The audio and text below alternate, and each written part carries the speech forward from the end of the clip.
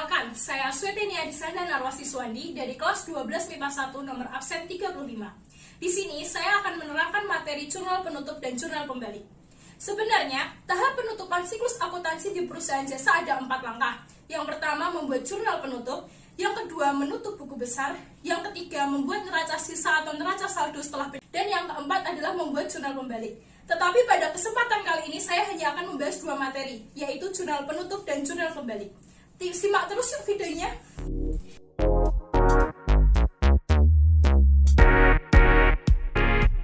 Di dalam materi jurnal penutup, kita akan mempelajari 3 hal.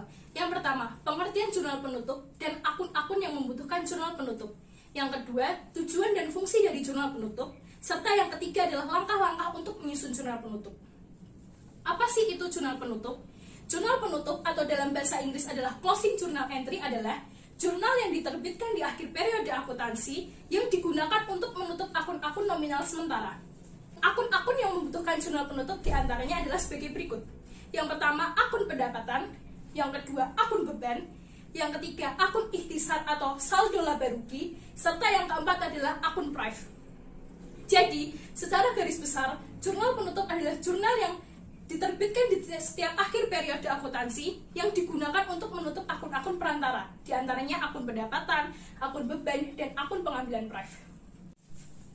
Data ayat jurnal penutup diambil dari kertas kerja. Bagian kolom laba atau rugi digunakan untuk akun pendapatan dan beban, serta kolom neraca digunakan untuk pengambilan prive.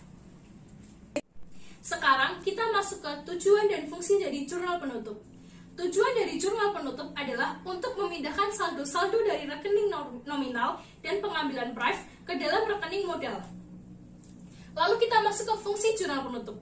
Fungsi yang pertama, untuk menutup saldo di perkiraan sementara dan menjadikan perkiraan tersebut menjadi 0.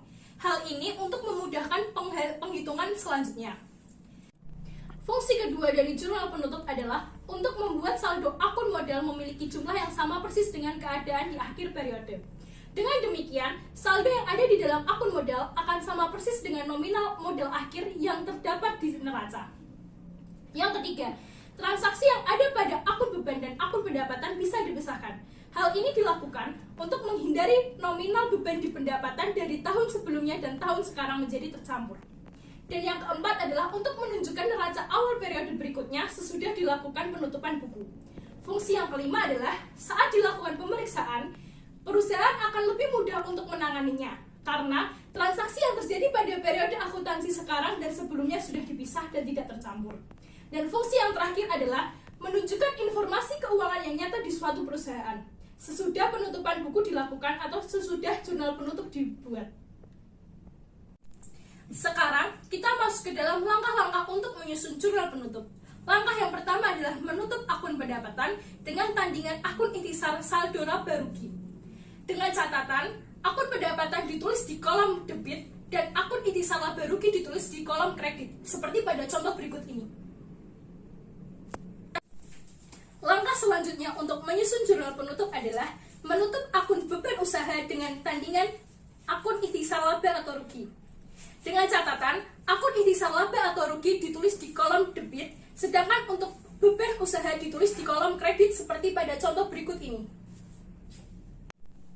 Sekarang kita masuk ke langkah ketiga untuk menyusun jurnal penutup, yaitu menutup akun ikhtisar laba atau rugi ke dalam akun ekuitas. Dengan catatan, akun ikhtisar laba atau rugi ditulis di kolom debit, sedangkan untuk akun ekuitas ditulis di kolom kredit seperti pada contoh yang saya berikan di sini. Dan ketentuan yang kedua adalah apabila saldo rugi. Cara penulisannya dengan catatan, akun ikhtisar atau laba rugi ditulis di kredit, sedangkan untuk akun ekuitas ditulis di dalam debit, seperti pada contoh yang ini. Langkah terakhir untuk menyusun jurnal penutup adalah menutup akun pengambilan prive dengan tandingan akun ekuitas. Dengan catatan, akun ekuitas ditulis di kolom debit, sedangkan untuk akun pengambilan prive ditulis di kolom kredit, seperti pada contoh ini.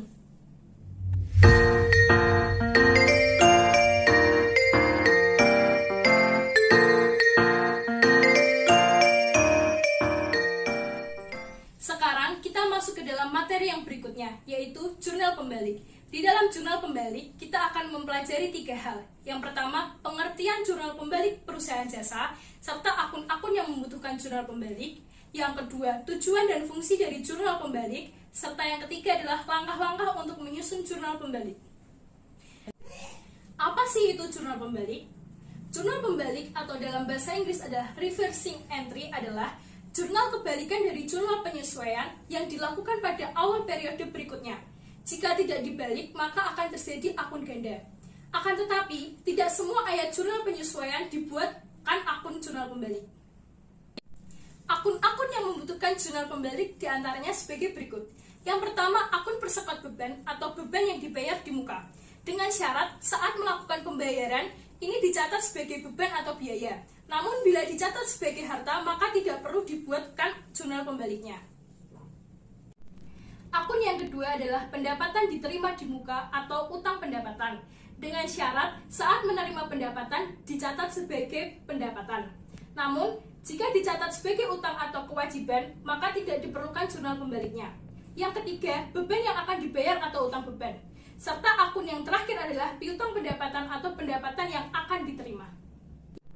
Sekarang, kita masuk ke dalam tujuan dan fungsi dari jurnal pembalik.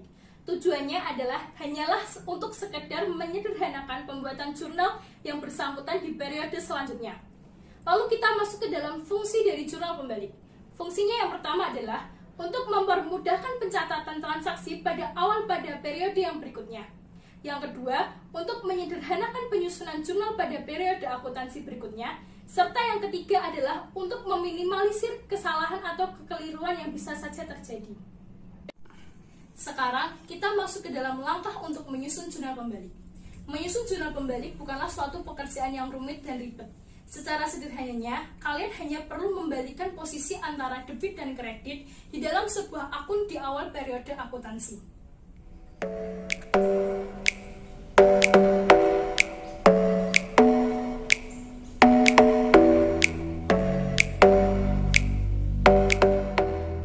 Di sini ada beberapa contoh untuk menyusun jurnal pembalik.